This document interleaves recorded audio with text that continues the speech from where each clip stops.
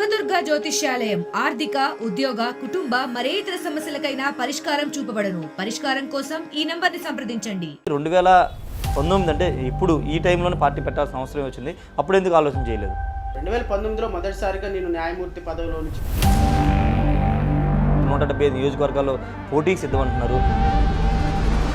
175 నియోజకవర్గాలు తెలుగుదేశం మనిషే జడా శ్రవణ్ కుమార్ అనే ఒక ముద్ర మీ మీద. రేపు ఎన్డీఏ కూడిన తెలుగుదేశం పార్టీ మీరు ఏదన్నా పార్టీతో అలయన్స్ అవ్వాలనుకుంటున్నారా, లేకపోతే సింగిల్గానే 175 నియోజకవర్గాలు పోటీ చేయాలనుకుంటున్నారు? ఏ పార్టీతో? నమస్తే, వెల్కమ్ టు ఆర్టీవీ. ఆంధ్రప్రదేశ్లో ఎన్నికల వేళ ఇప్పుడు కొత్త సమీకరణాలు మారుతూ ఉన్నాయి. జై భీమ్ భారత్ పార్టీ రాష్ట్ర వ్యవస్థాపక అధ్యక్షులు జడా శ్రవణ్ కుమార్ ఉన్నారు. 175 నియోజకవర్గాల్లో పోటీ చేయడమే లక్ష్యంగా ఎన్నికల్లోకి వెళుతున్నారు. ప్రస్తుతం జడా శ్రవణ్ కుమార్ మాట్లాడదాం. రాబోయే ఎన్నికల్లో ఆయన వ్యూహాలేంటి, ఆయన మీద కొన్ని విమర్శలు ఆరోపణలు వస్తున్నాయి, వాటి మీద కూడా ఈ ఇంటర్వ్యూలో ఒక క్లారిటీ తీసుకున్నాం. సార్ నమస్తే సార్. సార్, అంటే మీరు జై భీమ్ భారత్ పార్టీ అనే పార్టీని ఎందుకు పెట్టాల్సి వచ్చింది? మీరు న్యాయవాదిగా న్యాయమూర్తిగా సేవలు చేశారు, న్యాయవాదిగా ఇంకా కంటిన్యూ అవుతున్నారు, అందరికీ సుపరిచితులు. ఆ వృత్తిని కొనసాగిస్తూనే రాజకీయ పార్టీ పెట్టాల్సిన అవసరం ఏమొచ్చింది? అసలు ఆంధ్రప్రదేశ్లో నిజంగా కొత్త పార్టీ పెట్టడానికి స్కోప్ ఉందంటారా? ఇప్పుడు ఆంధ్రప్రదేశ్ రాష్ట్రం 1956లో ఏర్పడింది సార్. ఈ రోజు వరకు ఆంధ్రప్రదేశ్ రాష్ట్రంలో చూసుకుంటే సరే, కంబైన్డ్ స్టేట్లో ఎవరు కరెక్ట్ చేశారు, ఎవరు రైట్ చేశారు అనేది, తప్పు చేశారు అనేది పక్కన పెట్టారు సార్. 2014 తర్వాత ఈ రాష్ట్రం కట్టుబట్టలతోటి ఒక కొత్త రాష్ట్రం ఏర్పడింది. అప్పటి వరకు కంబైన్డ్ స్టేట్లో ఉన్నటువంటి ఆంధ్రప్రదేశ్ రాష్ట్రం 5,600 లోటు బడ్జెట్ తోటి మనల్ని కట్టుబట్టలతో బయటకు పెట్టేశారు. ఆంధ్రప్రదేశ్ రాష్ట్రానికి ఎంతో కొంత మంచి చేస్తాను అని చెప్పేసి కేంద్ర ప్రభుత్వంతో అలయన్స్ పెట్టుకొని భారతీయ జనతా పార్టీ, తెలుగుదేశం, జనసేన 2014లో ప్రజల ముందుకు వచ్చారు. అఫ్కోర్స్ పవన్ కళ్యాణ్ పోటీ చేయకపోయి ఉండొచ్చు, కానీ మద్దతు తెలిపి ఈ రాష్ట్ర ప్రజలకి ఒక రాజధాని లేని రాష్ట్రానికి ముఖ్యమంత్రిగా చంద్రబాబు నాయుడు గారు ఉంటే బాగుంటుందంటే 2014 నుంచి 2019 వరకు ఈ 5 సంవత్సరాల కాలంలో మనకి మద్దతు ఇచ్చిన పవన్ కళ్యాణ్, రాష్ట్ర ప్రభుత్వం, రాష్ట్ర ప్రజల యొక్క సమస్యలు పట్టించుకోవాలి. ఎవరైతే పరిపాలన చేశారో చంద్రబాబు నాయుడు, నారా లోకేష్ ఈ రాష్ట్రం గురించి పట్టించుకోవాలి. ఈ ప్రభుత్వం కోరిలేషన్ ప్రభుత్వంలో ఏర్పడినటువంటి భారతీయ జనతా పార్టీ ఈ రాష్ట్ర ప్రభుత్వం గురించి పట్టించుకోవాలి. 2019 దాకా ఈ రాష్ట్రం ఎంత అన్యాయానికి గురి కాబడిందంటే అంత అన్యాయానికి గురి కాబడింది. 2019 తర్వాత ఎక్కినటువంటి ప్రభుత్వం వైఎస్ఆర్ కాంగ్రెస్ పార్టీ, ఈ పార్టీ ఎంత దుర్మార్గాలు చేసిందో ఇంకా మీకు ఈ 5 సంవత్సరాలు మీరు చూస్తూనే ఉన్నారు. సో ఇలాంటి ప్రభుత్వాలు, ప్రజల కోసం పనిచేయాల్సిన ప్రభుత్వాలు, ప్రజల ఓట్లతోటి గద్దెనెక్కిన ప్రభుత్వాలు, కోట్ల రూపాయలు సంపాదించుకోవడానికి పెట్టుకున్నటువంటి ఆలోచన తప్ప అసలు ప్రజలకు ఏం చేయాలనే ఆలోచన లేదు. అండ్ మోర్ ఓవర్ ఈ 76 సంవత్సరాల్లో ఆంధ్రప్రదేశ్ రాష్ట్రంలో కావచ్చు, భారతదేశంలో కావచ్చు, అంటే అణగారిన వర్గాల యొక్క జనాలు వీళ్ళందరూ కూడా ఓటు బ్యాంకుగానే మారుతున్నారు. కానీ వీళ్ళకి అసలు అధికారం ఎప్పుడు రావాలి? ఇప్పుడు శ్రవణ్ కుమార్ లాంటి ఎవరో మాట్లాడతారు, 4 సంవత్సరాలు ప్రభుత్వం మీద పోరాటం చేయటం, తెలుగుదేశం పార్టీ దగ్గరికి వెళ్ళి టికెట్ తెచ్చుకోవడం, ఒక 4 సంవత్సరాలు పోరాటం చేయటం, జూపిడి ప్రభాకర్ లాంటి కాంగ్రెస్ పార్టీ దగ్గరికి వెళ్ళి టికెట్ తెచ్చుకోవటం, చైర్మన్ అవ్వటం, 4 సంవత్సరాలు పనిచేయటం, 5వ సంవత్సరం ఏ సంతల పశువులు కట్టేసినట్టు కట్టేస్తారు. ఇంకొక 3 సంవత్సరాలు యూట్యూబ్లో మాట్లాడుతూ ఇంకో ఆయన ఇంకో టికెట్ తెచ్చుకోవడం, ఇంకో ఆయన ఏమో డిబేట్లో న్యూట్రల్ పీపుల్గా 5 సంవత్సరాలు అమరావతి అని అదని ఇదని మాట్లాడటం, ఇంకో చోట టికెట్ తెచ్చుకోవడం. అంటే తెలుగుదేశం పార్టీ గురించి మాట్లాడిన, ప్రజల కోసం మాట్లాడిన ప్రతి ఒక్కళ్ళు కూడా ఈ కమ్యూనిటీస్లో టికెట్ల కోసమే మాట్లాడతారు. కానీ ఎంత ప్రభుత్వం కోసం ఎంత ఫైట్ చేసినా, ప్రభుత్వం వ్యతిరేకంగా ఫైట్ చేసినా ఒక బ్లూ జెండా పట్టుకొని నిలబడటమే అంబేద్కరిజం. ఆ అంబేద్కరిజం నిలబడటం కోసమే ఈరోజు రాష్ట్రంలో ఒక పార్టీ పెట్టాల్సి వచ్చింది. 175 స్థానాల్లో పోటీ చేయాల్సి వస్తుంది. రేపొద్దున ఈ రాష్ట్రంలో బడుగు బలహీన వర్గాలు, ప్రజాస్వామ్యవాదుల యొక్క కష్టాలు నిజంగా ప్రజాస్వామ్యబద్ధంగా అడ్రస్ చేయాలంటే ఒక కమిట్మెంట్ ఉన్న పార్టీ కాదు. అంతేగాని ఊరికే 4 డిబేట్లో మాట్లాడేసి వాళ్ళని వీళ్ళని చెప్పులతో కొట్టేసేసి టికెట్లు తెచ్చుకున్న మాత్రాన ఈ రాష్ట్రం ప్రజాస్వామ్యం ఉంటుందని నేనైతే అనుకుంటున్నాను. అంటే సార్, 2014 నుంచి 2019 వరకు విభజిత ఆంధ్రప్రదేశ్కి అప్పటి పాలకుల వల్ల, చంద్రబాబు వల్ల న్యాయం జరగలేదని చెప్తున్నారు. మీకు అప్పుడు ఎందుకు థాట్ రాలేదు పార్టీ పెట్టాలని? 2019 అంటే ఇప్పుడు ఈ టైంలోనే పార్టీ పెట్టాల్సిన అవసరం వచ్చింది, అప్పుడు ఎందుకు ఆలోచన చేయలేదు? సార్ నేను ఉద్యోగానికి రిజైన్ చేసి బయటకు వచ్చిందే 2019 సంవత్సరం. ఓకే. సో 2019 వరకు నేను జడ్జిగా ఉన్న కారణంగా, ఓకే. సో జడ్జిగా ఉన్నప్పుడు పార్టీ పెట్టలేదు అనే ప్రశ్న ఉత్పన్నం కాదు. ఓకే. సో 2019లో మొదటిసారిగా నేను న్యాయమూర్తి పదవిలో నుంచి బయటకు వచ్చి ఓకే. ప్రజల కోసం ఏదైనా పని చేయాలి అనుకున్నప్పుడు కరెక్ట్గా ఎలక్షన్ మూమెంట్లో వచ్చాను బయటికి. సో అప్పుడు కొంత ప్రయత్నం చేశాము. సో ఖచ్చితంగా 2019 తర్వాత ప్రజలతో నా కనెక్టివిటీ స్టార్ట్ అయింది. సో మీడియాతో నా కనెక్టివిటీ స్టార్ట్ అయింది, ఉద్యమాలతో నా కనెక్టివిటీ స్టార్ట్ అయింది. కాబట్టి సో 2019లో ఉద్యమం రాజకీయం స్టార్ట్ అయింది కాబట్టి పార్టీ పెట్టాను. అంటే పార్టీ మీరు పెట్టారా, మీ వెనకాల ఎవరు ఉండి పార్టీ పెట్టించారా, పార్టీని మీ వెనకుండి ఎవరైనా నడిపిస్తున్నారా? ఈ ప్రశ్న మీ సమాధానం. పార్టీ అనేది, రాజకీయ పార్టీ అనేది ఎవరికి రాజకీయ పార్టీ పెట్టించరండి. ఎందుకంటే రాజకీయ పార్టీ అనేది పెట్టాలి అంటే దానికి ఒక దమ్ము ధైర్యం ఉండాలి. ఈవెన్ 1000 కోట్ల రూపాయలు ఉన్నవాడు కూడా ఏదో ఒక పార్టీకి ఒక 100 కోట్ల డొనేషన్ ఇచ్చి ఎంపీఓ ఎమ్మెల్యే అవుదామని చూస్తున్న ఈ రోజుల్లో ఒక సాధారణమైన న్యాయవాది, ఒక సాధారణమైనటువంటి న్యాయమూర్తి పదవి రిజైన్ చేసి వచ్చినటువంటి వ్యక్తి ఒక పార్టీ పెట్టాలంటే దాని వెనక ఎంత మదనం ఉందో అర్థం చేసుకోవాలి, దాని వెనుక ఎంత తపన ఉందో అర్థం చేసుకోవాలి. నేను ఏదో పార్టీలోకి వెళ్ళిపోయి ఎమ్మెల్యే టికెట్, మినిస్టర్ లేకపోతే ఎంపీ టికెట్ తెచ్చుకోవటం it is a matter of 5 minutes. ఎందుకంటే కొద్ది గొప్ప కొంత రాజ్యాంగం తెలిసిన వ్యక్తిగా, ఒక న్యాయం తెలిసినటువంటి వ్యక్తిగా, లేకపోతే రాజకీయ అంశాల పట్ల కొంత అవగాహన ఉన్న వ్యక్తిగా ఏ రాజకీయ పార్టీ దగ్గరికన్నా వెళ్ళి అయ్యా మీ కండవా నేను వేసుకుంటాను, నాకు కొంచెం టికెట్ ఇవ్వండి ఎమ్మెల్యే టికెట్ అంటే వాళ్ళు ఏదో ఒక టికెట్ ఇస్తారు. దాంట్లో నేను పోటీ చేయొచ్చు, కొద్ది గొప్ప మాట్లాడే అవగాహన ఉంది కాబట్టి ఆ పార్టీకి సేవ చేయొచ్చు. కానీ అవకాశాలు ఉన్నప్పటికీ కూడా ఆ పార్టీలోకి వెళ్లకుండా ముళ్ళబాటను ఎంచుకున్నటువంటి శ్రవణ్ కుమార్ అనేటువంటి వ్యక్తి ముళ్ళబాటలో పయనించడానికి కారణాలు ఏంటి అని వెతికితే పార్టీ పెట్టడం వెనుక ఉన్న మదన అర్థమవుతుంది. ఓకే. అంతేగాని ఎవరు తెలుగుదేశం పార్టీకి పిచ్చిబట్టి నా చేత పార్టీ పెట్టిస్తుందా, లేకపోతే వాళ్ళకి డబ్బులు ఎక్కువై పెట్టిస్తారా, లేకపోతే జగన్మోహన్ రెడ్డికి డబ్బులు ఎక్కువయ్యి ఆయన ఓట్లు కొలగొట్టుకోవడానికి నేను లీడర్గా ఎన్నిక చేస్తాడా? ఎవ్వరికి పెట్టుబడి పెట్టరు సార్. సార్ ఇంతకుముందు మీరు అన్నారు 1000 కోట్లు ఉన్న వాళ్ళు కూడా పార్టీ పెట్టడానికి భయపడుతున్న రోజులు ఇవి, 100 కోట్లు ఏదో పార్టీలు టికెట్ తీసుకున్నారు సార్. మరి మీరు అంత ధైర్యంగా పార్టీ ఎలా పట్టగలిగారు? 175 నియోజకవర్గాల్లో పోటీకి సిద్ధం అంటున్నారు. ఆర్థికంగా మీకు ఎలా అంటది? ఇప్పుడు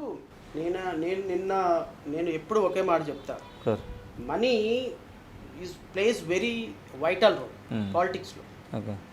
money is not only the factor, money may be the important factor. So money అనేది చాలా ఇంపార్టెంట్ అంశం, but money is not only the factor. అంటే ఓన్లీ ఒక్క మనీతోనే రాజకీయాలు జరుగుతాయి అని చెప్పడానికి లేదు. అందుకని నేనేమంటానంటే మనం పొలిటికల్ సిస్టంలో ఉన్నప్పుడు మనీతోటి పాలిటిక్స్ చేయాలి అనేది ఒక వెర్షన్. ఇప్పుడు నాకు కొన్ని ఇన్స్పిరేషన్స్ ఉన్నాయి. ఇప్పుడు 2014లో అరవింద్ కేజ్రీవాల్ 800 కోట్లు ఖర్చు పెట్టాడని ముఖ్యమంత్రి అయిన ఢిల్లీలో. సో ప్రజలతోటి నిరంతరం కనెక్టివిటీతో ఉండి ప్రజా సమస్యల పట్ల పరివర్తన లాంటి ఒక ఆర్గనైజేషన్ పెట్టి అరవింద్ కేజ్రీవాల్ ఒక 15 సంవత్సరాల పాటు నిరంతరం ప్రజల యొక్క సమస్యలను తీర్చి రూపాయి ఖర్చు పెట్టకుండా నామినల్ ఎక్స్పెండిచర్తో 67 సీట్లు తెచ్చారు సార్. అంటే అది ఢిల్లీలో వర్కౌట్ అయింది, కానీ ఆంధ్రప్రదేశ్ లాంటి ఒక ప్రాంతీయ రాష్ట్రంలో ప్రాంతీయ పార్టీల హవా కొనసాగుతున్న ఆంధ్రప్రదేశ్లో అసలు సాధ్యమయ్యే పని అది? ట్రూ. మీరు ఒక ప్రశ్న అడిగారు. ఆంధ్రప్రదేశ్ రాష్ట్రంలో 175 స్థానాల్లో ఈరోజు జై భీమ్రావ్ భారత్ పార్టీ అభ్యర్థులు పెడుతుంది. ఒక్క పార్టీ అభ్యర్థి దగ్గర కూడా కనీసం 5 లక్షల రూపాయలు ఖర్చు పెట్టే అవకాశం లేదు. కానీ ఒక రాష్ట్ర పార్టీ పెట్టిన సంవత్సరంలో 175 మంది అభ్యర్థుల్ని పెట్టడానికి చేసిన ప్రయత్నంలో సఫలమయ్యామా లేదా? ఇప్పుడు ఎందుకయ్యాం? వాళ్ళ దగ్గర ఏం డబ్బు ఉందని అయ్యామా?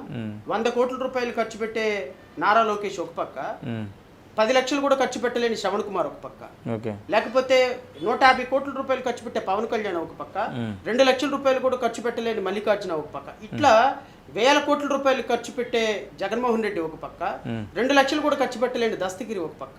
ఇట్లా రాష్ట్రంలో 175 నియోజకవర్గాల్లో సామాన్యులు నుంచోగలిగాము అంటే డబ్బుండి నుంచున్నామా? డబ్బే అన్నిటికీ పరమావధి? నో.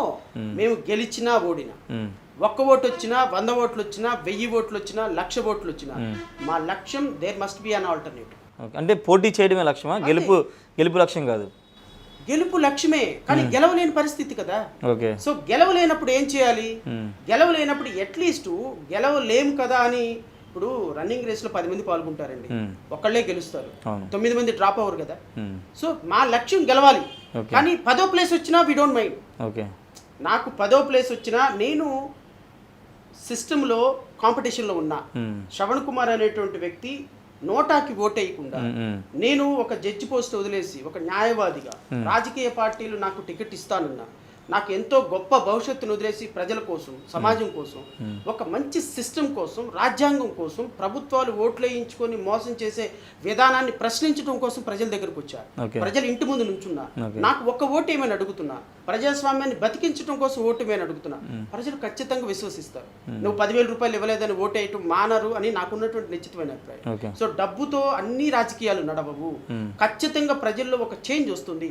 చేంజ్ వచ్చేంత వరకు పోరాటం చేస్తా. 2024, 2029, 2034, 2039 ఇంకో 20 సంవత్సరాలు నా లైఫ్ ఉన్నంత వరకు ప్రతి ప్రతి ఎలక్షన్లో ప్రజలని చైతన్యం చేయడానికి నా వంతు ప్రయత్నం నేను చేస్తాను. ఖచ్చితంగా నేనైతే సక్సీడ్ అవ్వగలననే నమ్మకం నాకైతే ఉంది. సార్, అంటే మీరు 2000 జడ్జి తర్వాత రిజైన్ చేసిన తర్వాత బయటకు వచ్చిన తర్వాత 2019 వైసీపీ ప్రభుత్వం మీద మీరు తెలుగుదేశం పార్టీ మద్దతుగానే ఫైట్ చేశారు. అలా కేసులకు సంబంధించి కానీ లేకపోతే ఏదైనా ఇష్యూస్ సంబంధించి కానీ చేశారు. తెలుగుదేశం మనిషే జడా శ్రవణ్ కుమార్ అనే ఒక ముద్ర మీ మీద అప్పట్లో పడిపోయింది. ఆ ముద్ర నిజంగా కంటిన్యూ అవుతుందా? దాన్ని చెరిపేయగలిగారా? ఇప్పటికి కూడా కంటిన్యూ అవుతుంది. ఇప్పటికీ కూడా. ఎందుకంటే తెలుగుదేశం పార్టీ మద్దతుతోనే శ్రవణ్ కుమార్ పార్టీ పెట్టాడని, తెలుగుదేశం మద్దతుతోనే శ్రవణ్ కుమార్ రాజకీయాలు చేస్తున్నాడని, తెలుగుదేశం పార్టీ ఏదో సపోర్ట్ చేస్తుంది అనేటువంటి ఒక అపోహ ప్రజల్లో ఉంది. అయితే వాళ్ళకి తెలియని విషయం ఏంటి అంటే, రేపు ఎన్డీఏ కూడిన తెలుగుదేశం పార్టీ ఎన్డీఏని ఓడించేది శ్రవణ్ కుమార్ అయినా అర్థం కావట్లేదు. ఎందుకంటే నేను తెలుగుదేశం పార్టీ ఒక ప్రాంతీయ పార్టీ, జనసేన ఒక ప్రాంతీయ పార్టీ, తెలుగుదేశం, జనసేన, భారతీయ జనతా పార్టీ ఒక ప్రతిపక్ష పార్టీ, మేము ఒక పార్టీ, సిపిఐ సిపిఎం ఒక పార్టీ. మేమందరం కలిసి ప్రభుత్వం మీద ఫైట్ చేసాం. ప్రభుత్వం మీద ఫైట్ చేస్తే దానికి పెద్దన్న పాత్ర పోషించే అవకాశం ఉన్నది Telugu Desam party. So Telugu Desam party పెద్దన్న పాత్ర పోషించే ప్రధాన ప్రతిపక్షం ఉంది కాబట్టి మేము చేసేటువంటి పోరాటం అంతా కూడా తెలుగుదేశం అకౌంట్లోకి వెళ్తుంది. సో ఇప్పుడు సిపిఐ సిపిఎం పోరాటం చేశారు. తెలుగుదేశం పార్టీ చంద్రబాబు నాయుడు అరెస్ట్ చేసినప్పుడు కానీ, కరెంట్ బిల్లుల కోసం కానీ చాలా పోరాటాలు తెలుగుదేశంతో కలిసి చేశారు. ఇప్పుడు వాళ్ళు కాంగ్రెస్ పార్టీ కూటమిలో ఉన్నారు. ఇప్పుడు కాంగ్రెస్ పార్టీ కూటమితో ఉన్నారు కదా అని తెలుగుదేశం ప్రభుత్వంతో కలిసి వాళ్ళు రాజకీయాలు చేస్తే వాళ్ళు స్పాన్సర్ చేసినట్ట కాదు కదా. సో నేను ఒక పార్టీగా, నాకు ఒక చిన్న పార్టీగా చిన్న ఉద్యమాలు చేసుకున్న సందర్భంలో తెలుగుదేశం పార్టీ వాళ్ళు ఫెసిలిటేట్ చేశారు. అంటే ఎట్లా ఫెసిలిటేట్ చేశారంటే, ప్లాట్ఫామ్ మాట్లాడటానికి ఒక అవకాశం ఇచ్చారు. ప్రజా ప్రభుత్వం మీద ఫైట్ చేసాం. వాళ్ళు ఇచ్చినటువంటి మీడియా సహకారం కొంత ఆ విధమైనటువంటి ఇంప్రెషన్ తీసుకొచ్చి ఉండొచ్చేమో కానీ, బట్ ఖచ్చితంగా నేనైతే మాత్రం ఐఎమ్ వెరీ షూర్ తెలుగుదేశం ప్రభుత్వం కనీసం ఒక కప్పు కాఫీ కూడా ఊరికే ఎవరికి ఇవ్వదు, మంచినీళ్ళ బాటిల్ కూడా ఇవ్వదు.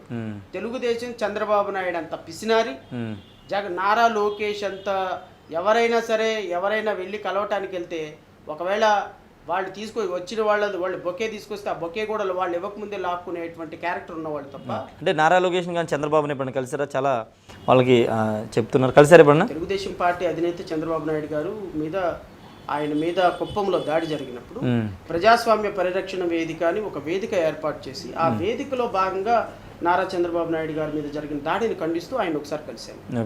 చంద్రబాబు నాయుడు గారు అరెస్టు తర్వాత ఆయన జైల్లో ఉన్నప్పుడు వాళ్ళ అబ్బాయి సెంట్రల్ జైల్లో వాళ్ళ నాన్నగారి కోసం ప్రయత్నం చేస్తున్నప్పుడు ఒకసారి నారా లోకేష్ గారిని కలిశాను. ఈ 2 సందర్భాల్లోనే ఒక పార్టీ అధ్యక్షుడిగా నారా లోకేష్ని, చంద్రబాబు నాయుడు గారిని కలిశాను తప్ప అంతకుమించి ఆ పార్టీతో నాకు పెద్ద సంబంధాలు అయితే లేవు. సరే, అంటే మీరు తెలుగుదేశం పార్టీ తరపున లేకపోతే తెలుగుదేశం పార్టీ చేసిన ఉద్యమాల్లో మీరు కూడా భాగస్వామ్యం అవ్వడం, తెలుగుదేశం పార్టీ ముద్ర వేసుకున్నారు. కానీ అనూహ్యంగా మీరు నారా లోకేష్ చంద్రబాబు టార్గెట్గా ట్విట్టర్లో కానీ యూట్యూబ్లో కానీ మీ ఛానల్లో కొన్ని వీడియోలు పెట్టి పెద్ద స్థాయిలో విమర్శలు చేశారు. అప్పుడు చాలామంది మాట్లాడుకున్నారు, జడా శ్రవణ్ కుమార్కి తెలుగుదేశం పార్టీకి ఏదో చెడింది, గ్యాప్ వచ్చింది, అందుకే రివర్స్ అయ్యి మాట్లాడుతున్నారు, యాంటీగా మాట్లాడుతున్నారు అనే పెద్ద విమర్శ మీ మీద వచ్చింది. సార్, అది విమర్శ అని మీరే అంటున్నారు. ఇప్పుడు నేను అదే ఎందుకు మాట్లాడాల్సి వచ్చింది? అదే నేను ప్రజలకు ఇచ్చే క్లారిటీ ఏంటంటే, సార్ ఇప్పుడు నేను ఒక ఉద్యమ నేతనైతే, లేకపోతే తెలుగుదేశం పార్టీలో నేనేదో టికెట్ ఆశించి చేస్తే, నేను 2019 నుంచి ప్రభుత్వం మీద పోరాటం చేసినప్పుడు ఇప్పుడు కొంతమంది అవకాశవాదుల్లాగా తెలుగుదేశం పార్టీలోకి వెళ్ళి టికెట్ తెచ్చుకుని ఆ తెలుగుదేశం పార్టీలో జాయిన్ అయిపోయాడు. సో ఇప్పుడు తెలుగుదేశం పార్టీని విమర్శించేవాడు. నేను 2019 నుంచి ఒక ఒక ఒక ఒక ఇండివిజువల్ న్యూట్రల్ పీపుల్గా 19 నుంచి ఈ ప్రభుత్వం మీద ఫైట్ చేశాను. ఓకే. 2023 నవంబర్ డిసెంబర్ నెలలో నేను ప్రతిపక్షాన్ని కూడా విమర్శించడం మొదలుపెట్టాను. Okay. Last 3 months 4 months back. ఎందుకు అంటే ఇప్పుడు ప్రభుత్వాలన్నీ ప్రతిపక్షాలన్నీ కలిసి ప్రభుత్వం మీద ఫైట్ చేస్తాయండి. అవును. ఎలక్షన్ టైం వచ్చేసింది. ఇప్పుడు ఏ పార్టీ ఆ పార్టీ రాజకీయ పార్టీలన్నీ విమర్శలు చేయాల్సిందే కదా. ఓకే. ఇప్పుడు రాజకీయ పార్టీకి రేపొద్దు నేను ప్రజల దగ్గరికి అంటే అక్కడ ఇష్యూస్ లేకోకుండానే మీరు టార్గెట్ గానే లోకేష్ గురించి చంద్రబాబు గురించి మాట్లాడారు అనేది ఇష్యూస్ లేకుండా నేను మాట్లాడాను. ఓకే. నేను మీరు ఏ వీడియో అయినా తీసుకుని నేను ఒకటే మాట చెప్పాను. 2014 నుంచి 2019 వరకు మీరు ఈ రాష్ట్ర ప్రభుత్వానికి ఏం చేశారు, ఈ రాష్ట్ర ప్రభుత్వం ప్రజలకు ఏం చేశారు. ఓకే. ముఖ్యమంత్రిగా చంద్రబాబు నాయుడు ఒక్క పథకం పేరైనా ఇదిగో నేను 2014 నుంచి 19 వరకు చేసిన పరిపాలనే చేస్తాను అని ఈ రాష్ట్ర ప్రజలకు చెప్పగలవా? 2014 నుంచి 2019 వరకు మంత్రిగా ఉన్నటువంటి నారా లోకేష్ మీరు చేసినటువంటి పరిపాలన నేను మళ్ళీ రేపు 24లో చేస్తానని చెప్పగలరా? ఈ రాష్ట్రంలో అమరావతి రైతుల్ని మోసం చేసి, ఈ రాష్ట్రంలో ఎస్సీ ఎస్టీలను మోసం చేసి, ఈ రాష్ట్రంలో లా అండ్ ఆర్డర్ని కప్పెట్టి 100 కోట్ల రూపాయలు అమరావతిలో భూ కుంభకోణం చేసినటువంటి నారాయణ లాంటి, గట్టా శ్రీనివాసరావు లాంటి, పత్తిపాటి పుల్లారావు లాంటి వ్యక్తులకి ఈరోజు తెలుగుదేశంలో స్థానం ఇస్తున్నారు. పాలక పక్షంగా 2014 నుంచి 2019 వరకు మీరు ఈ రాష్ట్రానికి ఏం చేయలేదు కాబట్టి మరలా భారతీయ జనతా పార్టీని తోడు చేసుకుని ఓటు అడిగే హక్కు మీకు లేదు అన్నాను తప్ప నేను కొత్త విషయాలు ఏమీ చంద్రబాబు నాయుడు గారిని తెలుగుదేశం పార్టీని కానీ మాట్లాడాను. అంటే మీరు పెట్టిన ఆ వీడియోలకి ఆ వ్యాఖ్యల వెనుక వైసీపీ ఉంది, వైసీపీ మీకు గాలం వేసి ఆ విధంగా మాట్లాడించిందని చాలా మంది మాట్లాడుకున్నారు. సార్ ఇప్పుడు ప్రభుత్వానికి వ్యతిరేకంగా మాట్లాడితే తెలుగుదేశం స్పాన్సర్ చేస్తా, తెలుగుదేశానికి వ్యతిరేకంగా మాట్లాడితే వైసీపీ స్పాన్సర్ చేస్తా. ఇక స్పాన్సర్లు చేయటమే వాళ్ళ ఉద్దేశమా, లేకపోతే స్పాన్సర్షిప్లు తీసుకోవటమే మా ఉద్దేశమా? అలాగే మాట్లాడుకున్నారు చాలా మంది. ప్రజలు మాట్లాడుకోవటానికి మీరు అడగటానికి చాలా తేడా ఉంది. ఇప్పుడు మీరు ఒక వ్యక్తిత్వంతో వచ్చినటువంటి ఒక అంబేద్కర్ వాది ఇప్పుడు మీరు ఇప్పుడే చూడండి, 2014 నుంచి 19 వరకు జగన్మోహన్ రెడ్డి దగ్గరికి వెళ్ళి బొకే పెట్టుకుని పెడితే నాకు పదవి రాదా? మీరు ఆత్మసాక్షిగా చెప్పండి, ఏదో ఒక పదవి రాదా? నేను జూపుడు ప్రభాకర్ కంటే తీసేసానా, లేకపోతే ఆయన ఎస్సీ ఎస్టీ విక్టర్ ప్రసాద్ కంటే తీసేసానా, లేకపోతే ఆ పార్టీలో ఉన్న మేరుగు నాగార్జున కంటే తీసేసాను? ఎంతో కొంత నాలెడ్జ్ ఉంది కదా. నేను వెళ్ళి జగన్మోహన్ రెడ్డి గారు నా మేధస్ అంతా నేను మీకు ఇస్తాను, నాకు ఏదో పదవి ఉందంటే ఇవరా? అదే సార్ అండి, ఇక్కడ అదే క్వశ్చన్ రైజ్ అవుతుంది. ఎందుకంటే అంత నాలెడ్జ్ ఉన్న మీరు పార్టీ పెట్టి అంటే 20 సంవత్సరాల పాటైనా కష్టపడతా అంటున్నారు. సో ఏదైనా పార్టీ దగ్గరికి వెళ్తే ఖచ్చితంగా మీరు ఎమ్మెల్యే సీటు ఏదో ఒక పదవి ఇస్తుంది, అవి వదులుకుని ఎందుకు ఈ ముళ్ళబాట ఎంచుకున్నారు? ముళ్ళబాట ఎంచుకున్నాను సార్. ఇప్పుడు అనంతబాబుని చంపేశారు సార్. అనంతబాబు సుబ్రహ్మణ్యం, సుధాకర్ని చంపేశారు, వరప్రసాద్ని శిరోమణం చేశారు, కిరణ్ కుమార్ని చంపేశారు. ఈ రాష్ట్రంలో వైఎస్ఆర్సీపీలో ఉన్న నా ఎస్సీలు, నా బీసీలు, నా మైనార్టీలు అన్న జగన్మోహన్ రెడ్డి పార్టీలో ఒక ఎస్సీ నాయకుడు అడిగాడండి? ముఖ్యమంత్రి దగ్గరికి వెళ్ళి అడిగారండి? అనంతబాబుని 200 కార్లతో ఊరేగిస్తే సుబ్రహ్మణ్యాన్ని చంపేసి అనంతబాబుని పక్కన కూర్చోబెట్టుకొని, ఏరోప్లేన్లో పక్కన కూర్చోబెట్టుకొని మీటింగ్ మొత్తాన్ని చూపిస్తే జగన్మోహన్ రెడ్డి ఒక్క నాయకుడు మాట్లాడాడండి? 2014 నుంచి 2019 వరకు తెలుగుదేశం ప్రభుత్వంలో నాకు తెలిసి 2300 మంది దళిత బిడ్డలు హత్య చేయబడ్డారు. ఒక్క ఎస్సీ నాయకుడు నక్కా ఆనందబాబు మాట్లాడా? ఆంధ్రప్రదేశ్ రాష్ట్రంలో నక్కా ఆనందబాబు మాట్లాడా? లేకపోతే అక్కడ ఉన్నటువంటి మినిస్టర్లు ఏమన్నా జవహర్ మాట్లాడారా? వీళ్ళందరూ మినిస్టర్లుగా ఏ ప్రభుత్వంలో నువ్వు అధికార టికెట్ తీసుకొని ఇప్పుడు సోకాళ్ళు తలగొట్లు కట్టుకొని మొన్నటిదాకా ప్రజాస్వామ్యం ఉద్యమం అని మాట్లాడిన వాళ్ళు రేపొద్దున తెలుగుదేశం ప్రభుత్వంలో వచ్చి రేపొద్దున ఏదైనా ఒక ఎస్సీ వాడికి అన్యాయం జరిగితే ఆ నాయకులు మాట్లాడగలరా? సో ఇక్కడ ఉద్యమం వేరు, అంబేద్కరిజం వేరు సార్. మన ప్రభుత్వం కోసం ప్రజల కోసం పనిచేసేటప్పుడు ఒక న్యూట్రల్ పార్టీగా ఒక ఇండిపెండెంట్ వాయిస్ వినిపించగలిగితే రేపొద్దున నువ్వు ప్రభుత్వాలను ప్రశ్నించగలవు. కానీ నువ్వు తెలుగుదేశం పార్టీ ముసుకేసుకున్నావు అనుకోండి, తెలుగుదేశం దొడ్లో 175 మంది ఎమ్మెల్యేలు నువ్వు ఒక దొడ్లో కట్టేస్తారు నీ నావులాగా. వైసీపీలోకి వచ్చేస్తే వైసీపీలో 3 రోజుల గౌరవం ఉంటుంది, 4వ రోజు కింద కూర్చోబెడతా. సో నేను ఒక న్యాయమూర్తిగా పనిచేసి సెల్ఫ్ రెస్పెక్ట్ ఉన్న వ్యక్తిని, ఒక ఇండిపెండెంట్ వాయిస్ ని కోరుకున్న వ్యక్తిని, ఒక న్యూట్రల్ వాయిస్ ని కోరుకున్న వ్యక్తిని. అంతేగాని 4 సంవత్సరాల డిబేట్లో మాట్లాడి 5వ సంవత్సరం పార్టీలో టికెట్ తీసుకున్న వ్యక్తిని కాదు. నన్ను ఏ రాజకీయ పార్టీలో అయినా సరే ఎంత పెద్ద పదవి ఆఫర్ చేసినా నా జీవితం బ్లూ జెండాతో అంకితం, బ్లూ జెండాతోనే నడుస్తాను. ఎన్ని సంవత్సరాలు అయినా సరే అంబేద్కర్తోనే చచ్చిపోతాను. ఓకే, మీరు పోటీకి సంబంధించి 175 నియోజకవర్గాలు పోటీ చేస్తున్నారు. మీరు ఎక్కడి నుంచి పోటీ చేయబోతున్నారు, దాని సంబంధించిన వివరాలండి. నేను మంగళగిరి అండ్ తాడికొండ కాన్స్టిట్యున్సీ నుంచి పోటీ చేస్తాను. 2 స్థానాల నుంచి పోటీ కాన్స్టిట్యున్సీస్ లో నేను పోటీ చేస్తాను. ఒకటి రిజర్వ్డ్, ఒకటి అన్రిజర్వ్డ్. సో ఈ 2 కాన్స్టిట్యున్సీస్ లో నుంచి నేను ఖచ్చితంగా పోటీలో ఉంటా. అమరావతి రైతులకు జరిగిన అన్యాయాన్ని, ఎస్సీ ఎస్టీలకు జరిగిన అన్యాయాన్ని, అమరావతి ఎస్సీ కాన్స్టిట్యున్సీ కొన్ని వేల మంది రైతులు అక్కడ అన్యాయం అయిపోయింది. వాళ్ళందరి కోసం అసెంబ్లీలో గళమెత్తి మాట్లాడాలంటే ఖచ్చితంగా నేను మంగళగిరి కాన్స్టిట్యున్సీలో అండ్ తాడికొండ కాన్స్టిట్యున్సీలో పోటీ చేయాలని అయితే. అంటే రాజధాని నియోజకవర్గాలు కాబట్టి రెండు ఎంచుకున్నారా? ఇష్యూస్ ఉన్నాయనే? నోను, రాజధాని నియోజకవర్గాలు కాబట్టి తాడికొండలో నిజంగా రైతులకు అన్యాయం జరుగుతుంది. అలాంటి రైతులకు రేపు తెలుగుదేశం పార్టీ వచ్చినా న్యాయం చేస్తుందని నాకైతే నమ్మకం లేదు. ఎందుకంటే మళ్ళీ 10 సంవత్సరాల క్రితం జరిగిన అన్యాయమే వాళ్ళకి రిపీట్ అవుతుంది. మళ్ళీ ఈ నారాయణ వీళ్ళందరికీ ఎమ్మెల్యే టికెట్లు ఇచ్చిన వీళ్ళందరూ మళ్ళీ గద్దల్లాగా 100 కోట్ల రూపాయలు భూ కబ్జాబు చేస్తూ మళ్ళీ వాలిపోతారు. అక్కడ ఉన్న అసైన్మెంట్ రైతులకు న్యాయం జరగాలన్నా, ఎస్సీ ఎస్టీ బీసీ మైనార్టీ లేకపోతే అర ఎకరం పావు ఎకరం ఇచ్చినటువంటి కమ్యూనిటీస్లో ఉన్న వాళ్ళకి న్యాయం జరగాలన్నా ఖచ్చితంగా నాలాంటి అవగాహన ఉన్న వ్యక్తి, ప్రజా సమస్యల మీద లేకపోతే అక్కడున్న లీగల్ సమస్యల మీద నిజమైనటువంటి అవగాహన ఉన్నటువంటి వ్యక్తి అసెంబ్లీలో లేకపోతే వీళ్ళు మళ్ళీ రైతులు నమ్మేస్తారు. ఓకే సార్, ఇప్పుడు మంగళగిరి నియోజకవర్గం అనేది నారా లోకేష్ పోటీ చేస్తున్న నియోజకవర్గం. అక్కడ మీరు పోటీ చేయడం వెనక వ్యూహం కేవలం రాజధాని చెప్తున్నారు, కానీ ఏదన్నా వేరే వ్యూహం ఏమైనా ఉందా? సార్, నాకు వేరే వ్యూహం అంటే నేను నారా లోకేష్ని వ్యక్తిగతంగా ఓడించాలని అయితే మాత్రం రావటం. ఓకే. సో కానీ నేను అక్కడ పోటీ చేయటం వల్ల నారా లోకేష్ ఖచ్చితంగా ఓడిపోతాడు, అందులో డౌట్ లేదు. ఎందుకంటే నారా లోకేష్ లాంటి వ్యక్తిని అసెంబ్లీ గేటు కూడా తాకనివ్వకూడదు. ఎందుకంటే ఇలాంటి వ్యక్తులు ప్రజాస్వామ్యానికి మాయని మచ్చలు లాంటి వాళ్ళు. సో వీళ్ళు అవకాశవాదులు, వ్యవస్థలతో ఎలా అయినా ఆడుకునేవాళ్ళు. రెడ్ బుక్ అని ఒక రెడ్ బుక్ పట్టుకొని తిరుగుతున్నాడు. ఏంటంటే ఆ రెడ్ బుక్ అంటే ఏం చేద్దామని మీరు రేపొద్దున మీరు ప్రభుత్వంలోకి వస్తే ఐఏఎస్ని ఐపీఎస్ని మళ్ళీ సస్పెండ్ చేయించి హైకోర్టులో నిలబెడదామని. అంటే ప్రజాస్వామ్యం అంటే ఒక అవగాహన లేని, మైనార్టీ వర్గాలు బలహీన వర్గాలు అంటే ఒక రెస్పెక్ట్ లేని ఇలాంటి వ్యక్తులు అసెంబ్లీలోకి వెళ్ళకూడదు. అంటే ఆయన చట్టబద్ధంగా చేస్తాం, ఏది చట్టానికి అతీతంగా చేయం, తప్పులు చేసిన వాళ్ళనే చట్టబద్ధంగానే శిక్షిస్తామని నారా లోకేష్ చట్టబద్ధంగా శిక్షించే వాళ్ళని బుక్లో రాసి ముందుగానే ప్రిపేర్ అవుతుంది దేనికి? రేపొద్దున నిజంగానే తప్పు చేసి ఉన్నారు అనుకుంటే ఆ ఫైల్ చూసి అలా యాక్ట్ చేయండి. అంటే ముందుగానే మీరు పుస్తకంలో రాసుకొని అందరి పేర్లు రాసుకొని రేపొద్దున చట్టబద్ధంగా శిక్షిస్తామంటే ఎట్లా? అంటే అర్థం ఏంటి? మీరు రేపొద్దున చట్టాన్ని దుర్వినియోగం చేయబోతున్నారని అర్థం. Directly you are giving indication to everyone that I'm going to punish you. Okay sir, ఇంకొకటి, మీరు ఒక పార్టీ అధ్యక్షులుగా ఉన్నారు.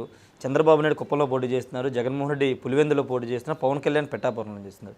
ఈ 3 నియోజకవర్గం కాదనుకుని లోకేష్ పోటీ చేస్తున్న నియోజకవర్గాన్ని ఎంచుకోవడానికి స్పెసిఫిక్ రీజన్ అంటే నేను నారా లోకేష్ గారు పోటీ చేస్తున్నారు కాబట్టి నేను చేయటం లేదు. I'm very clear. ఓకే. ఒకటి reserved constituency, 2 unreserved constituency. Okay. తాడికొండలో పోటీ చేయాలని నాకు ఇష్టం. తాడికొండ పక్కనే అన్రిజర్వ్డ్ కాన్స్టిట్యున్సీ మంగళగిరి ఉంది కాబట్టి 2 జియోగ్రఫికల్గా 2 పక్కనే ఉంటాయి. ప్రచారం చేయడానికి కూడా నాకు బాగుంటుందని. సో నారా లోకేష్ వేస్తున్నాడు లేదు అనేది నేను అప్పటికి గమనించలా. కానీ మంగళగిరి కాన్స్టిట్యున్సీలో కూడా నష్టపోయిన ప్రజలు ఉన్నారు కాబట్టి వాళ్ళ తరపున అంటే నాకు యాక్సెసిబిలిటీ ఉంటుంది కాబట్టి అక్కడ ప్రజలతో కొద్దిగా నాకు కనెక్టివిటీ ఉంది కాబట్టి సో నారా లోకేష్ వేస్తున్నాడా లేదనేది ఈవెన్ నేను అక్కడ నుంచి విత్డ్రా చేసుకున్నా నేను అక్కడే కంటిన్యూ చేస్తాను. సార్, అంటే ఒక ప్రచారం అనుకోవచ్చు, ఏదైనా అనుకోవచ్చు, ఆంధ్రప్రదేశ్లో వైసీపీకి ఎస్సీ ఓటు బ్యాంకు చాలా బలంగా ఉంది. ఆ ఓటు బ్యాంకుని జగన్మోహన్ రెడ్డి నిలబెట్టుకుంటున్నారు కాబట్టి ఆ ఓటు బ్యాంకు చేల్చడానికి అడుగుపెట్టారు, జడా శ్రవణ్ కుమార్ అడుగుపెట్టారు. ఇప్పుడు మంగళగిరిలో కూడా లోకేష్ని గెలిపించడానికి SC vote bank YCP SC బ్యాంకుని చేల్చడానికి మీరు పోటీ చేస్తున్నారంటే ఏమండి? ఎస్సీలు ఓటు బ్యాంకు నేను ఉన్నాను కదా. శ్రవణ్ కుమార్ ఎస్సీ కాబట్టి ఎస్సీ వాళ్ళందరూ ఓట్లేస్తారు. శ్రవణ్ కుమార్ క్రిస్టియన్ కాబట్టి అందరూ ఓట్లేస్తారు. ప్రజలు కమ్యూనిటీ ఇతను మన కాబట్టి ఓట్లేయాలి అనుకుంటే ఈ దేశంలో ఈ రాష్ట్రానికి బీసీ ఎస్సీ ఎస్టీ ముఖ్యమంత్రిలో ఉండాలి. బీసీ ఎస్టీ వాళ్ళు నుంచి ఉంటేనే ఎమ్మెల్యేలు అవ్వాలి. కానీ 85% ఉన్న ఎస్సీ ఎస్టీ బీసీలేమో పాలేరులుగా ఉన్నారు. 3% 4% ఉన్న వాళ్ళు ఎందుకు అవుతున్నారు? ప్రజలు కులాన్ని పట్టి ఓటేరు. కానీ పార్టీలు చీల్చేస్తున్నాయి కదా సార్, ఓట్లు కులాల వారీగా పార్టీలు చీల్చేస్తున్నాయి కదా. నేను మీ టీవీ ద్వారా రాష్ట్ర ప్రజలకు చెప్తున్నాను, అసలు నారా లోకేష్ అనేటువంటి వ్యక్తి అసెంబ్లీలోకి రాకూడదు. ఓకే. అసెంబ్లీలోకి ఇలాంటి నారా లోకేష్ పవన్ కళ్యాణ్ లాంటి వ్యక్తులు అసెంబ్లీలోకి వస్తే అసెంబ్లీ అనేది రేపు ప్రజలు నవ్వులు పోలవుతారు. సో కాబట్టి నేను డైరెక్ట్గా చెప్తున్నాను. సో రేపొద్దున నేను చీల్చబోయేది తెలుగుదేశం ఓట్లు మాత్రమే. తెలుగుదేశానికి ఏ ఎస్సీ ఎస్టీ బీసీ మైనార్టీ ఓట్లు పడకూడదు. ఎందుకు అంటే బీజేపీతో కలిసినటువంటి ఎన్డీఏ తెలుగుదేశం ఎట్టి పరిస్థితుల్లో ఈ రాష్ట్రంలో అడుగు పెట్టదు. అంటే మీరు టీడీపీ ఓటు బ్యాంక్ చీలిస్తే అది వైసీపీ ప్లస్ అవుతుందిగా? ప్రాబబ్లీ ఎవరికి ప్లస్ అవుతుంది ఎవరికి మైనస్ అవుతుంది నాకు అనవసరం. ఇప్పుడు జగన్మోహన్ రెడ్డి అత్యంత దుర్మార్గుడు, అందులో డౌటే లేదు. 2019 నుంచి 2024 వరకు ఈ రాష్ట్రాన్ని సర్వనాశనం చేసినటువంటి ప్రథమ ముద్దాయి. అసలు జగన్మోహన్ రెడ్డికి ముఖ్యమంత్రి స్థానం కాదు కదా, ఎమ్మెల్యేగా గెలిచే అర్హత కూడా లేదు. కానీ అంతకంటే దుర్మార్గులు ఈ తెలుగుదేశం, జనసేన, భారతీయ జనతా పార్టీతో కలిశారు. అసలు జగన్మోహన్ రెడ్డిని ఆడిస్తుందే భారతీయ జనతా పార్టీ అండి. అలాంటి భారతీయ జనతా పార్టీతో కలిసి జనసేన, తెలుగుదేశం రాజకీయాలు చేస్తుంటే ప్రజలకు ఏం సంకేతం ఇద్దాం చెప్పండి. ఇప్పుడు ఆకలి అవుతుంది, అన్నం కావాలి, ఒకడు వచ్చి నిన్ను చంపేస్తానన్నాడు. నిన్ను చంపేస్తాను, నీకు అన్నం పెడతాను, నిన్ను చంపేస్తాను అన్నాడు, ఒప్పుకుంటామా? సో మనకి ఆకలితో అయినా ఉంటాం, కానీ ఎవడైనా చంపేస్తాను అంటే ప్రాణం భయం ఎక్కువ కదా. ఆకలితో పోల్చుకుంటే ప్రాణం విలువైంది. జగన్మోహన్ రెడ్డి సంక్షేమ పథకాలు ఇవ్వలేదు, ఎస్సీ ఎస్టీ వాళ్ళని కొట్టి చంపేస్తున్నాడు, ఇది ఒక పద్ధతి. అసలు మా మనుగడకే ఒక ప్రశ్నార్థకం బీజేపీ. అంటే బీజేపీ వస్తే రాష్ట్రంలో ఎవరు బతకాలని ఉండదంటారు. అసలు రాజ్యాంగాన్ని మార్చేటువంటి ఒక ఎస్సీ ఎస్టీలని, క్రిస్టియన్స్ని, ముస్లిమ్స్ని అన్యాయం చేసేటువంటి ఒక పార్టీ భారతీయ జనతా పార్టీ అండి. ఇప్పుడు సిఏఏ చట్టం తీసుకొచ్చింది, ముస్లిమ్స్కి ఎంత నష్టం దానివల్ల, రేపు చర్చిలకు వెళ్ళే క్రిస్టియన్లకి ఎంత నష్టం. ఇప్పుడు భారతీయ జనతా పార్టీని తీసుకొచ్చి ఆంధ్రప్రదేశ్ రాష్ట్రంలో మూలాలు ఇస్తున్నారు అంటే, మీరు ఇక్కడ ఉన్నటువంటి 1,50,00,000 మంది జీవితాలకి భరోసా లేకుండా పోయింది అంటే దానికి తెలుగుదేశం పార్టీ, జనసేన కారణం కాదా? వాళ్ళని మేము నిలువరించొద్దా? లేకపోతే జగన్మోహన్ రెడ్డికి ఓట్లు వెళ్ళిపోతాయి కదా కాబట్టి భారతీయ జనతా పార్టీతో కలిసిన ఎన్డీఏని గెలిపిద్దామంటే అల్టిమేట్గా మా ఆత్మగౌరవం, మా జీవనం, మా భవిష్యత్తు, మా ప్రాణాలు ఇంపార్టెంట్. సరే, ఓకే, ఫ్రాంక్లీ మాట్లాడుకుందాం. నిజంగా మీకు మా పార్టీ నుంచి 2024 ఎన్నికల్లో పోటీ చేయమని తెలుగుదేశం నుంచి కానీ వైసీపీ నుంచి కానీ ఆఫర్స్ వచ్చాయా లేదా? అది మనం చెప్పకూడదు, ఎందుకంటే వస్తాయా లేవా అనేది అది మనం అంటే చాలా మంది మిమ్మల్ని ఆఫర్ చేశారనేది అది ప్రాబబ్లీ చరిత్ర ఉండొచ్చు. ఇప్పుడు నేను ఆ మాట చెప్పాను అనుకోండి, సార్ తెలుగుదేశం పార్టీలో నుంచి నాకు ఆఫర్లు వచ్చినాయి అని చెప్పాను అనుకోండి, అది సెల్ఫ్ బూస్టింగ్ అవుతుంది. సో నాకు నేనుగా డబ్బా కొట్టుకొని నాకు తెలుగుదేశం ఆఫర్ ఇచ్చింది, వైసీపీ ఆఫర్ ఇచ్చింది అంటే నేను వెళితే ఆఫరు వాళ్ళు ఇస్తారో అనే నమ్మకం నాకుంది. కానీ వాళ్ళు ఇచ్చారా లేదా నేను చెప్పను. అది ఇచ్చారా లేదా మీకే వదిలేస్తున్నా, ప్రజలకు వదిలేస్తున్నా. నిజంగా ఇవ్వగలిగిన స్థాయి, తీసుకోగలిగిన స్థాయి నాకుందా, ఆ పార్టీలోకి వెళ్తే నాకు ఇస్తారా లేదా, వాళ్ళు ఆఫర్ చేసి ఉంటారా లేదా అనేది ప్రజలు విజ్ఞతతో ఆలోచించండి. కానీ నేనైతే ఆ పార్టీలు ఆఫర్ చేసినాయి అని చెప్పను, ఆ పార్టీలు లేకపోతే నాకేదో గొప్పగా వస్తాయని చెప్పను. బట్ నేను వాళ్ళు ఎలాంటి ఆఫర్ ఇచ్చినా యాక్సెప్ట్ చేయను. కానీ నా భవిష్యత్తు కోసం, నా బ్లూ జెండాని పట్టుకొని మాత్రమే రాజకీయాలు చేయాలి అని ఆలోచిస్తాను తప్ప ఆ పార్టీలు రాజకీయంగా నాకేదో ఆఫర్ చేసినాయి అని చెప్పడానికి నేను నిరాకరిస్తున్నాను.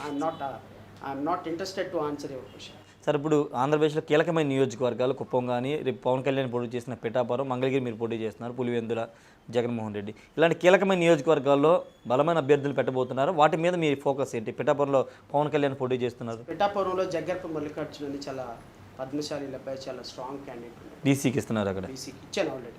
ఆల్రెడీ పులివెందుల్లో దస్తగిరి పోటీ చేస్తున్నాను. అంటే కుప్పంలో ఇంకా క్యాండిడేట్ నాట్ యెట్ ఫైనల్, ఇంకా కొంచెం టైం పట్టే అవకాశం ఉంది. సో నేనైతే 175 స్థానాల్లో ఒక 50 మంది ఎమ్మెల్యేలు విజయాపజయాలు నేను ఇన్ఫ్లుయెన్స్ చేయగలిగిన కెపాసిటీ నాకు ఉందనిపిస్తుంది. ఎందుకంటే మేము ఒక కాన్స్టిట్యున్సీలో 5,000 నుంచి 10,000 ఓట్ల కోసం ట్రై చేస్తున్నాను. To be frankly say, even నేను కూడా ఎమ్మెల్యేగా గెలుస్తారని లేకపోతే ఏదో అసెంబ్లీకి వెళ్తారని నేనైతే అనుకోవట్లేదు. ఎందుకంటే ఇప్పుడున్న 100 కోట్లు 50 కోట్ల బిజినెస్లో అసలు ఒక ఓటర్ దగ్గర నుంచి రావటమే చాలా కష్టమైన పరిస్థితి. ఫస్ట్ 2024 ఎలక్షన్ వరకు నిలబడతాం. 2024లో ఒక 5,000 ఓట్లు, 5,000 ఓట్లు కాన్స్టిట్యున్సీకి, ఎంపీ కాన్స్టిట్యున్సీ అయితే ఒక 10,000 ఓట్లు.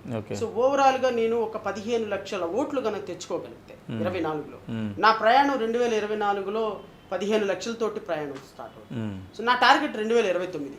2029లో ఒక 50 ఎమ్మెల్యే సీట్లకి టార్గెట్ చేస్తాం. సో ఇది ఒక నిరంతర ప్రయాణం అండి పాలిటిక్స్ అనేది. ఏదో ఓవర్ నైట్ పాలిటిక్స్లోకి రాగానే మీరేమైనా పెద్ద హీరోనా మిమ్మల్ని చూసి ఓట్లు వేయటానికి, లేకపోతే మీరేమన్నా జగన్మోహన్ రెడ్డి లాగా మీ నాన్న ఏమైనా ముఖ్యమంత్రి, లేకపోతే నారా లోకేష్ లాగా వాళ్ళ నాన్న ఏమైనా ముఖ్యమంత్రి కాదు కదా. ఒక సాధారణమైనటువంటి ఎంప్లాయీ 5,000కి 10,000కి కేసులు వేసుకునే ఒక శ్రవణ్ కుమార్ ఏదో గుప్పెడు మందితోటి ఒక చిన్న పార్టీ పెట్టి నేను అన్ని కాన్స్టిట్యున్సీలో ఒక లక్ష్యంతో నుంచుంటున్నానంటే ఎమ్మెల్యేలుగా ఎంపీలుగా ఎన్నిక చేసి మమ్మల్ని అసెంబ్లీకి పంపిస్తారని నేనైతే అనుకుంటున్నాను. కానీ ప్రజలు నేను అనుకున్న స్థాయిలో మద్దతు ఇవ్వకపోయినా ప్రజలు ఖచ్చితంగా నా మాటలను విశ్వసిస్తారు అని అయితే నాకు నమ్మకం ఉంది. నేను ఒక 2 లక్షల మంది ఉన్న కాన్స్టిట్యున్సీలో నా మాట వినేవాళ్ళు 5,000 మంది ఉన్నారని నాకైతే నమ్మకం. ఈ 5,000 మంది నాకు ఒక్క ఓటేసి ఊపిరిస్తే ఈ ఊపిరితోటి ఇంకో 5 సంవత్సరాలు పోరాటం చేయడానికి అవకాశం ఉంటుంది. సో ఈ 5 సంవత్సరాలు పోరాటం చేస్తాను. ప్రజల్ని మెప్పించడానికి నిరంతరం వాళ్ళతో కనెక్టివిటీతో ఉండి వాళ్ళు గెలిపించినా ఓడించినా ప్రతి సమస్య మీద హైకోర్టులో పోరాటం చేస్తాను, వ్యవస్థల మీద పోరాటం చేస్తాను. ఒకవేళ 2014లో 24లో మళ్ళీ చంద్రబాబు నాయుడు జగన్మోహన్ ఎన్డీఏ కూటమి అధికారంలోకి వచ్చింది అనుకోండి, ఇంకా వేరే మీడియా ఉంది కదా, ఆ మీడియాలో కూర్చొని పోరాటం చేస్తాం. హైకోర్టు ఎట్టు ఉంటుంది కదా. సో ఎవరు గెలిచినా ప్రజలతో ఉండాలి. ఓకే సార్, దస్తగిరి పార్టీలో చేరడానికి కారణం ఏంటి? ఆయన చాలా రాజకీయ పార్టీలు ఉన్నాయి, ఆయనకు సపోర్ట్ చేసిన తెలుగుదేశం పార్టీ ఉంది, ఆయన తరపున మీరు ఓకే వాదించారు, మీ పార్టీని ఎంచుకోవడానికి కారణం ఏంటి? దస్తగిరిని పులివెందులు అభ్యర్థిగా పెట్టడానికి కారణం ఏంటి? సార్, దస్తగిరి అనేటువంటి వ్యక్తి మేబీ అవినాష్ వివేకానంద రెడ్డి హత్య కేసులో నిందితుడు కాయి ఉండొచ్చు, కానీ అతను సాక్ష్యం ఒకసారి నేను చంపాను అని అప్రూవర్గా మారిన తర్వాత ఆయన సాక్షి అయిపోయాడు. ఓకే, సో రేపొద్దున కోర్టు ఏం శిక్ష వేయించడానికైనా ఆయన అంగీకరించాడు. ఇప్పుడు దస్తగిరికి కావాల్సింది డబ్బు కాదు సార్, భద్రత. Okay, he want safety. Dastagiri అనేటువంటి వ్యక్తి ఎప్పుడు ఎవరు ఎటు నుంచి దాడి చేస్తారో అని ఒక భయానకమైన వాతావరణంలో ఉంది.